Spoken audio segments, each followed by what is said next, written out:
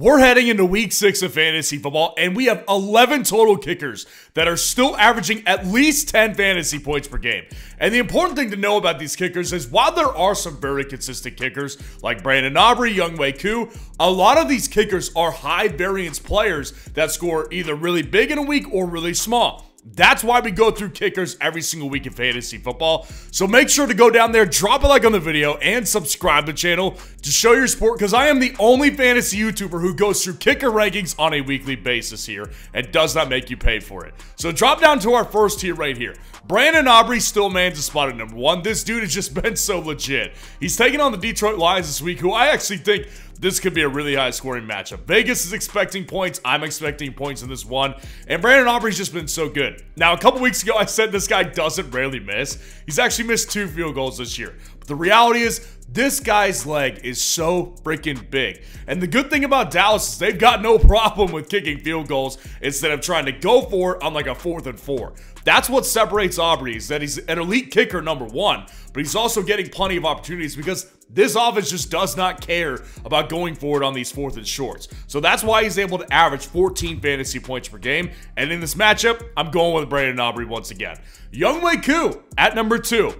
That's a rhyme right there. But they're taking on the Carolina Panthers in Carolina this week. Now listen, Younghoe Koo has actually had a great rebound year. He's missed only 2 kicks so far, and this guy is just, he actually hit like a almost 60-yard long field goal. So this guy has been pretty excellent, pretty awesome, except for that Thursday night game where he actually missed a couple kicks. But Younghoe Koo has been, for the most part, very exceptional this year, coming off a bad year. So with the Carolina Panthers matchup here, I don't see how the Falcons have a problem scoring points at will. Their offense is really just starting to click.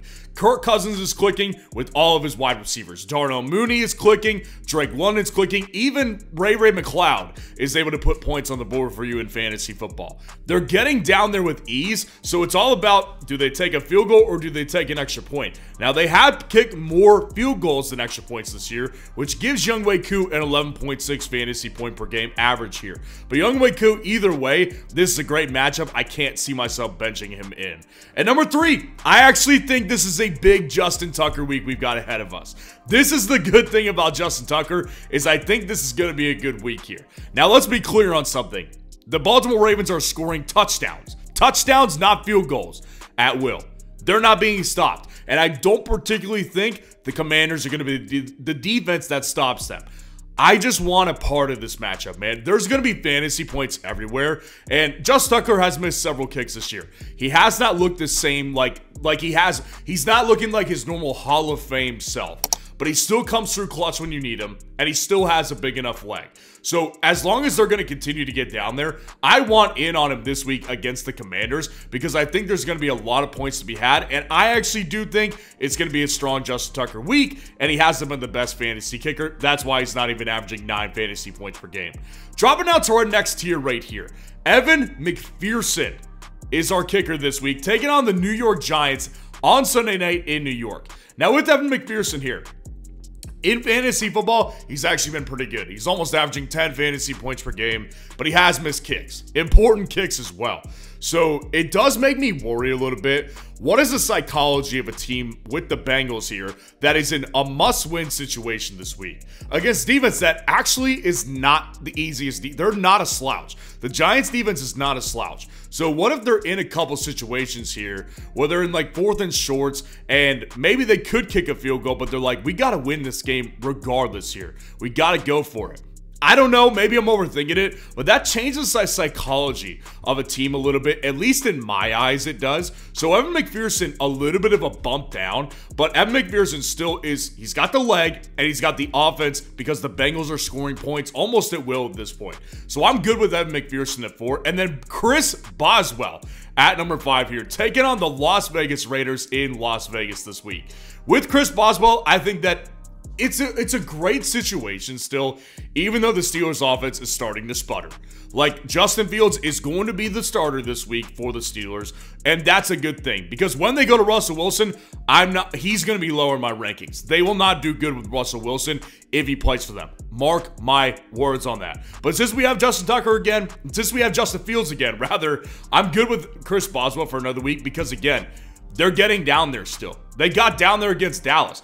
Boswell is so good. He's so accurate. He's got a big enough leg to where I trust him in almost every spot anytime he gets an opportunity to kick a field goal. So against a weaker Raiders defense and just a team that I think is just crumbling before our very eyes, and I think the Steelers are too. Not at the Raiders level though. So I think Chris Boswell has another good week. That's why he's averaging 11.5 fantasy points per game basically. I think he's got another good week in store.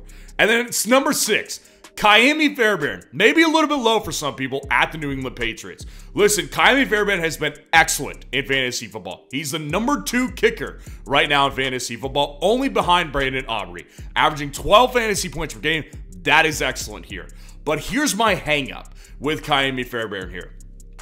If you watch that game against the Buffalo Bills, the Houston Texans versus Buffalo Bills, that offense did not look the same without Nico Collins. They were completely missing their big play threat.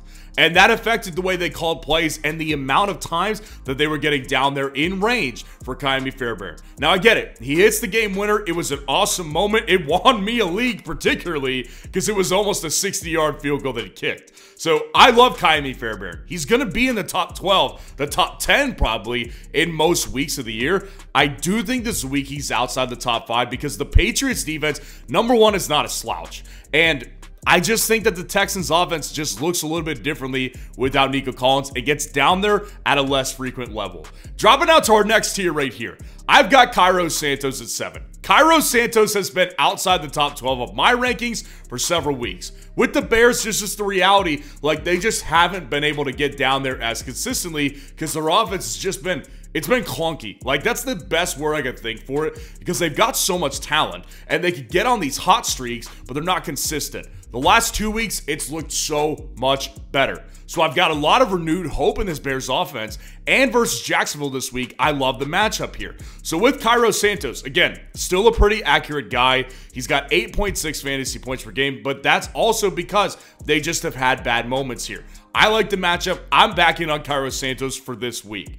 At number 8, Chase McLaughlin at the New Orleans Saints this week. Chase McLaughlin's been really solid in fantasy. This guy is 10.6 fantasy points per game because this offense is moving the ball, man. Now, it's a divisional matchup, which makes it a little bit difficult to predict these. I always say this. They could either be good or they could be not as good as you think. I think they're going to have a tougher time because the Saints defense, that's really the most legitimate part of the Saints team at this point. Their offense is without Derek Carr. We don't know what Spencer Rattler's going to look like. I don't really care because that doesn't affect the Tampa Bay kicker at least. Chase McLaughlin being on the Bucs, that offense is still moving the ball. So I do think it's going to be a tougher week because there's one guy in particular I think is majorly affected, and it's Mike Evans here. Against Marshawn Lattimore, it takes away their big deep threat down the field. So what are the chances it's like a Houston game where they lose their big play threat and they're not moving the ball as effectively? That factors into why Chase McLaughlin is a little bit lower than he will be in future weeks. And then number 9 to round out the tier, Greg Joseph of the New York Giants here. Taking on the Cincinnati Bengals at home on Sunday night. Listen, Greg Joseph, this guy has actually been really good in fantasy. And again, he's not a top 12 kicker. Greg Joseph is averaging 11 fantasy points per game. But here's the thing with the Giants offense. It's not really talked about because the team in New York that's making all the noise is the Jets right now. For all the wrong reasons. The Giants have been quietly getting the job done. They're not a train wreck anymore. At least they haven't looked like it lately. So with Greg Joseph, he's on a functional offense at this point. A functional enough offense that can move the ball down the field and at least get Greg Joseph in range for them, and it's against a bad defense. So I like the matchup. I actually kind of like the offense for it right now. So I've got Greg Joseph inside the top 10, and I'm feeling really good about it. And I'm telling you one other thing I'm really feeling good about tonight. I'm feeling really good about Brock Purdy's projection on Underdog because it's at 0.5 total points. You have got to hit the higher on this. And if you haven't taken advantage and signed up to Underdog yet, go down in the comments, grab the link that's there, and when you use code FFN to sign up for Underdog, they'll match your first deposit 50% up to $1,000 of bonus cash, and you'll be able to get in on this sweat-free projection for Brock Purdy this week and other future projections in future weeks. So dropping out to our last tier right here, I've got Cameron Dicker right here, and it's been a while for him too. Cameron Dicker has not been the best fantasy kicker. He's actually like a bottom quarter fantasy kicker in this league right now. But Cameron Dicker is coming into this game questionable as well. He's got an illness. I don't see any reason to believe he won't play. It's at the Denver Broncos this week, and I think this could be a very field goal heavy matchup. That's what I think we're going to see this week from both of these teams. I think there's a lot of field goals because both defenses are really strong. And I think that the Chargers offense coming off a bye is just probably going to look better than the Broncos are.